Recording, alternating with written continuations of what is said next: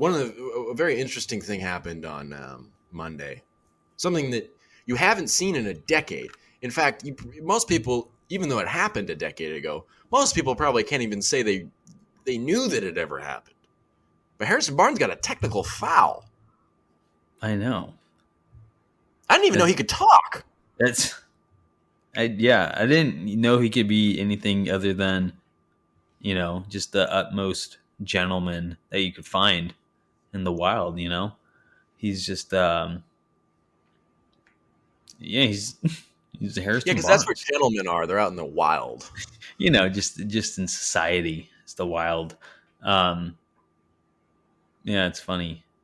Oh, it's funny. My wife, she calls Harrison our father, just because he's just like this classy guy, just like teaching you. You just imagine him like going home after a game, just like sitting down with his kids, just like, all right, you're having trouble with multiplication, long division. I feel like we made this joke already, but I don't know. She just calls him our father, and because he's just like a dad. And so for him to like get a technical, it's like seeing your dad. Like, I don't know. I know we have different dads, but my dad would get technical. Yeah, my dad, or just this like the what's it, like the nuclear dad. He wanted to get a technical foul, so it was just very surprising. I was gasping, like, oh, Harrison, a technical, since your first one since your rookie year. So unlike him. Right. It's sad to see your dad in that state, But also, you're just like, nice. Yeah. Because that brings me to the question I wanted to ask here, which is that it's probably a lot easier to walk away from a lot of these situations if you're not playing for playoff seeding or really trying to win games. It's the first time in a long time for Harrison Barnes where he's playing meaningful basketball at this time of the year. And it just seems like rejuvenation. Because over the last couple of weeks, you've seen him. That's not the first time he's been talking to the refs. And every NBA player is making his case to the refs and whatnot. But you've seen Harrison Barnes be a lot more demonstrative with the officials. You'll see him at the free throw line talking about stuff. Like, he'd be talking to the refs the whole game. He finally gets to the free throw line on a call. He'll be talking to the ref, take a break, take the free throw, go back to talking to the ref, making his case sternly yet respectfully. And then this kind of happened. So it just kind of seems like there's more life within him. And, you could make that argument too about Fox, just kind of how engaged he is with everything. And of course he's engaged. They're winning. Of course Harrison Barnes feels like something's at stake here, which is why you act in that manner. I guess the Harrison Barnes thing is just a side effect of good stuff happening in Sacramento. Good stuff happening for Harrison Barnes for once. Yeah, the first time in a minute, at least since he's left Golden State, right? First time he's been on a real winning team. So, none of those Dallas teams were winning teams, were they? No, because Harrison Barnes was the primary option. Exactly, and it is nice to see.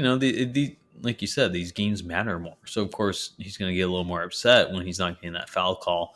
It is nice to see a little emotion out of Barnes. He's usually that stoic guy, kind of just there to play. But, he's a leader, fire his team up. Yeah, that's true. Kevin Huerter seemed very pleased to see Barnes do that after the game. He's like, I'm always just trying to fire him up, but he's just such a palms down guy, I think is how he put it. Mm-hmm. So he was excited to see Barnes. And I think being that leader, being that veteran presence, being the one guy, well, not the one guy in the rotation with championship experience, because Dellavedova has championship experience. But, like, people are going to get behind Fox and Sabonis, but it's like when Barnes does something like that, that really jacks up the intensity, or at least that's what I imagine. Or that must really jack up the intensity. Like, oh, shit, Harrison? Harry? Yeah. Harry's going off? Harry Barnes? Harry B? HB40? Like HB40.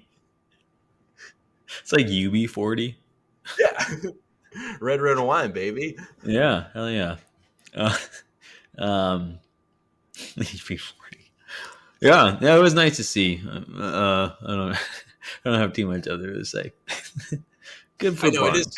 It really does say something about Barnes, though, that like one single technical foul warrants a topic of conversation. Yeah. Golly, did you see that? He's gonna come in next game, just like all tatted up. He's like a different guy. Got Not like wearing a gold- suit anymore. He always wears a suit when he comes in to game day. Just gonna be like, whatever. Wearing street clothes. He just comes out shirtless. So fucking pissed. Just totally changed him. He's got the defensive player of the game chain around. It's like, where'd you get that? It's mine. It's like, all right, Yeah. shit. All right, Harry.